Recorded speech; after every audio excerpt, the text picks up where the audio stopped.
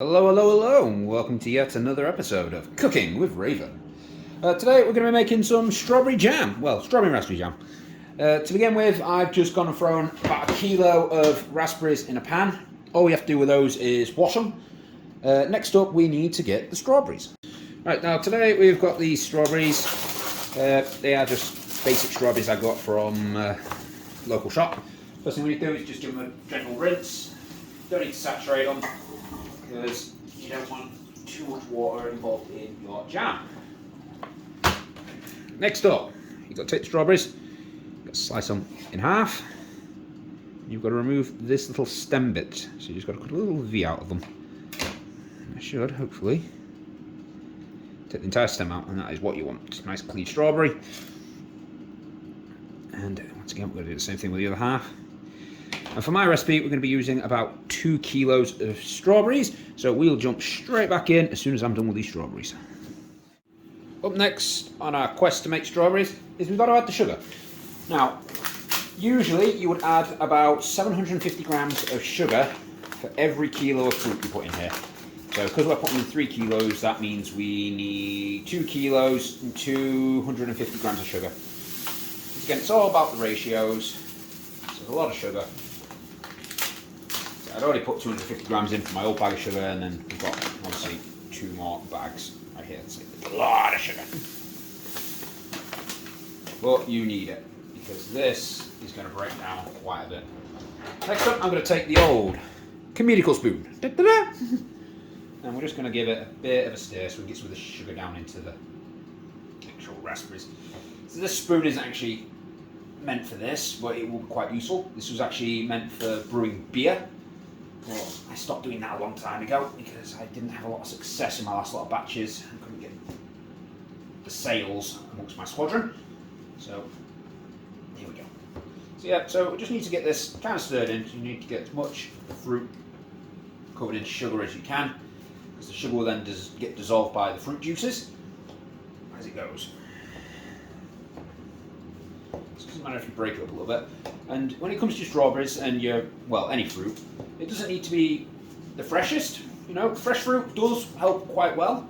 But if it is just starting to go, if you're starting to get some soft spots and such, that's perfect for making jam, because you're going to macerate the stuff anyway. It's all going to get boiled. Anything in there is literally going to die. The only thing you need to do is give it a bit of a wash, because the last thing you want to do is get fruit fly larvae into your jam. I think that is about gonna do it. It's nicely mixed. Give it a few more mixes just to make sure the middle's got sugar all over it. Trying to get some of that middle bit up. See some of the raspberries now. Yeah. Sweet. So nicely mixed. Sugar's everywhere. Right, now the next stage on this one is the most boring part, because now we have to wait. This should be left to wait for 12 hours roughly, but you can get away with just using it overnight. It's just enough so that the sugar can melt a little bit more into the juices of your fruit. Your fruit will leach some of the juices out. It really helps with the sugaring process. So when we get back in, everything will be nice and sticky and be ready to start boiling. Many hours later. Okay, as we see, now we've left the jam overnight. Oh, there's a bit of a leaf in there still. It's actually completely dissolved. Pretty much dissolved. It's not dissolved. But yeah, the sugar is broken down. It's turned it into more of a syrup. So there has been no water added to this. This is just pure fruit juice. So our next stages on this then would be to add lemon juice, which we're going to be adding roughly 2 tablespoons of juice. Now I don't have a tablespoon, so I'll be using a dessert spoon. So 1, 2, 3, 4, and 1 more for good luck. Next up, we need to gently heat our fruit mix. So I'm just going to put this on a low heat of 2 or 3. As you can see, heat should start turning on any second now. Takes a second for the red to come on. And we're just going to give it some gentle stirs. Now, what you need to do is you need to keep warming this. Just start to see it starting to glow now on your side. You should start to see the purple, I believe. You just want to keep doing it until all the sugar is completely dissolved. I've got some around the top here, so I'm going to get it off with my little rubber spatula. We want to get it all into the pan. So we want all that delicious, delicious sugar. There we go.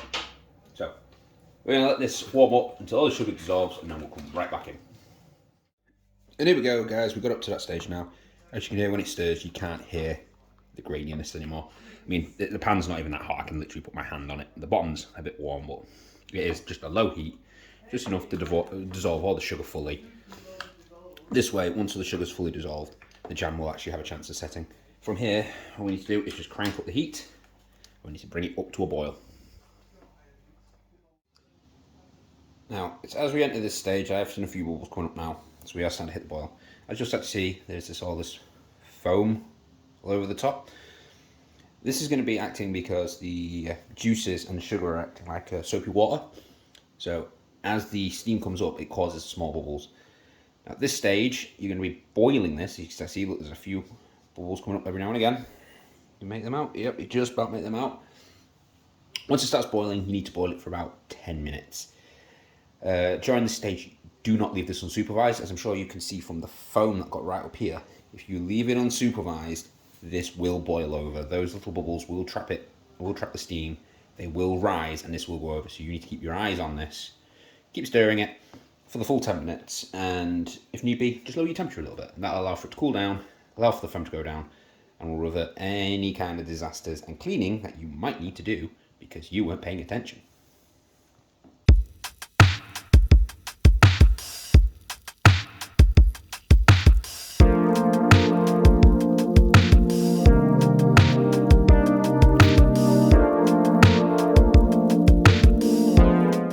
Here we are 10 minutes later. As you can see, it's partway through that process, it boiled up quite a bit. We reduced the heat, and then eventually we turned it back up because as the jam starts to boil up, it will naturally start to stay low. Now, after this 10 minutes, you should be looking at about 105 degrees. Or for people who don't have a thermometer that can go that high, a good test is if you get yourself a spoon that you've chilled slightly, and you pour it on there, it should wrinkle up. You can see that's not quite wrinkling properly. It is still quite liquidy. So we're going to give it another 5 minutes. Now at this stage, folks, now that we've given it a few minutes to boil, we're actually now going to just allow it to sit for just a little bit. Just let some of that scum from the top rise up to the top, which will then spoon off once it has set for a few minutes.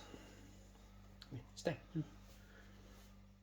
Okay, now that we've got up to this stage, the next step for us is to skim the scum off the top of the jam. For this, we're just going to need a bowl and a big spoon, so that way we can get rid of all this foamy stuff. This is all we want to get rid of. We want to get rid of most of this. So we're better off doing this towards the end because it minimises waste. As you can see, it is starting to solidify inside this pot, which means we've probably left it a little bit too long to cool down. It's okay because we're going to warm it back up again. I'm going to melt a little bit of butter into it. The last little bit of butter, that'll help get the last of this scum into the jam itself and makes it a little bit shinier, a little bit clearer. Of course, we also need it to be a little bit more liquidated so that we can shove it through the sieve. Let's just turn her around. Well, let's stick her on the other one, and then we'll turn it back up. Now, for the staging, so we need roughly 15 grams of butter for every kilo of fruit we put in. You could go up to 20 grams of butter. So I'm going to go with a roughly 50 grams of butter, which should be about there. Using the one. And of course, I'm just going to break this up so it melts a little easier.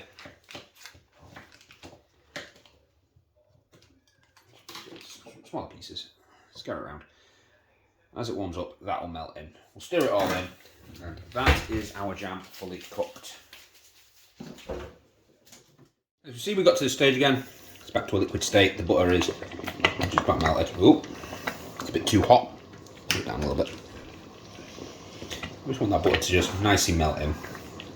And that'll get any of the last remaining scum in there, and I hope it stick in, so that way you don't really know that there's scum in there.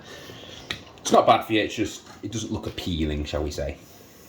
So it's better to just add a little bit of butter, just to help you out. I'm just going to keep stirring until it's fully dissolved in, well, melted and dissolved, a bit of both. Still got some lumps there floating around at the top. So it'll also make it a lot smoother, a little bit shinier, and really, really nice. Oh, still got a few bits of butter in there still. I think that's butter, or is that sugar cubes? Can't tell if there's sugar. No, that's butter. There we go, it's all gone now. Right, now that this has started to warm up again, we're going to move on to the next stage. For this, we're going to filter out our jam now. And we just need a good old bowl and a good old sieve.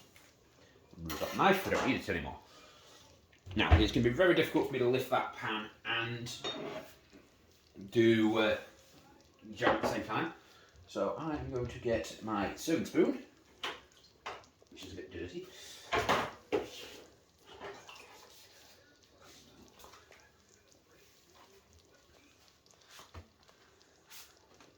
So I'm going to take my serving spoon, and all I'm going to do is I'm going to scoop up some jam, put it straight in. So you want to get it whilst it's a little bit warm, it doesn't need to be boiling. So I'm going to turn it down a little bit. Obviously the more liquidated it is, the easier it is going to be to get through your sieve. Now you could do this with a cup, but it does mean then you're going to have to clean a very sticky cup afterwards.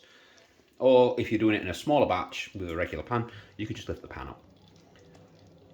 Because I'm dealing with so much and don't want to risk getting more boiling sugar on me, we're obviously going to be using a spooning technique. Once in, all I've got to do is just give it a bit of a press through. Around this side.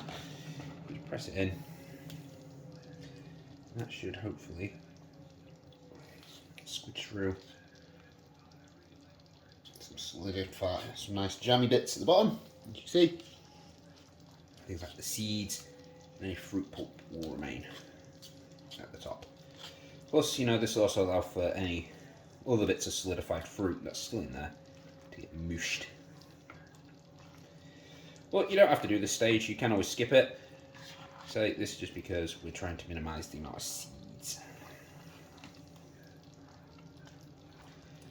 There we go, we got as much jam out there as we can, and we're going to keep going until we got all of our jam transferred in.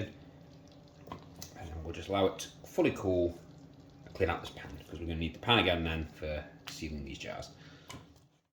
And as we can see on the next stage, all we have to do is just take our jam jars, which is let them boil, give them about 5 minutes, and that'll sterilise and kill any bacteria on there, which is what you want when you're preserving your jams. You don't want anything nasty in there, because if you're planning on keeping this stuff for like a few months straight, then it's going to feed on your jam. So once it's boiled, we then just have to fish them out. If you've got a jar remover, that is more ideal. If not, I'm going to be using good old clams. What we're going to do is take them out, pour it out, and set them over to one side to dry. Okay guys, now we're going to be moving on to the next stage, which is sealing. So what we're going to do to start with is we're just going to fill our jars. So some of this more of like a jam than a jelly than it is a jam. Well, I see it's almost fully cooled. What we'll do is just fill up our jar. Really, I'd like to try and get it in the jar, not all over it, but what happens happens. What you want to do is you want to leave about 1/4 inch, or about 1 centimetre, just below where your ridges are for your jar, or your neck, up there. What we'll do then is we're going to wipe it down. I'm going to grab my cloth, my sponge. Whatever you wipe off, I ain't going to be able to reuse. Ooh, let's not get water in the jar, in the jam. That would be very bad.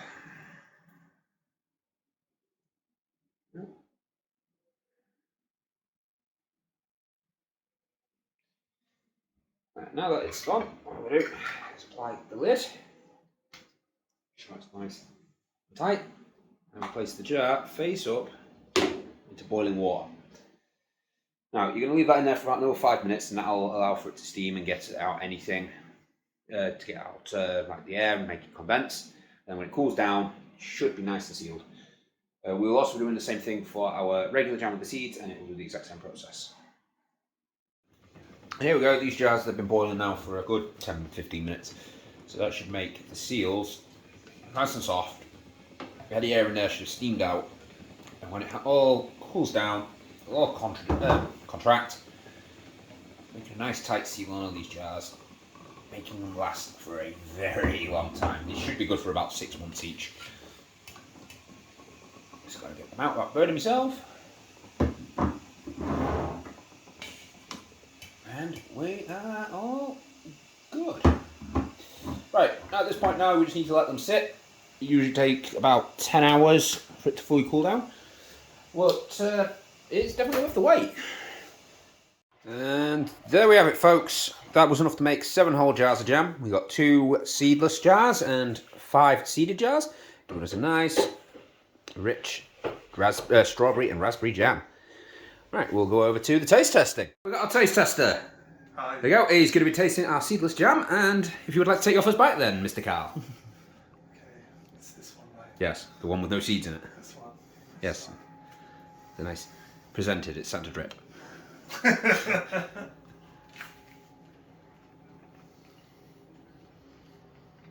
That smells very nice. Yeah, see, he likes it. It's Carl approved. And of course, from my perspective, we've also got the seeded one, because I'm not a big baby. Some good jam. Well, guys, I hope you enjoyed this episode, and I'll see you all next time when we make some kind of chutney, I think, next.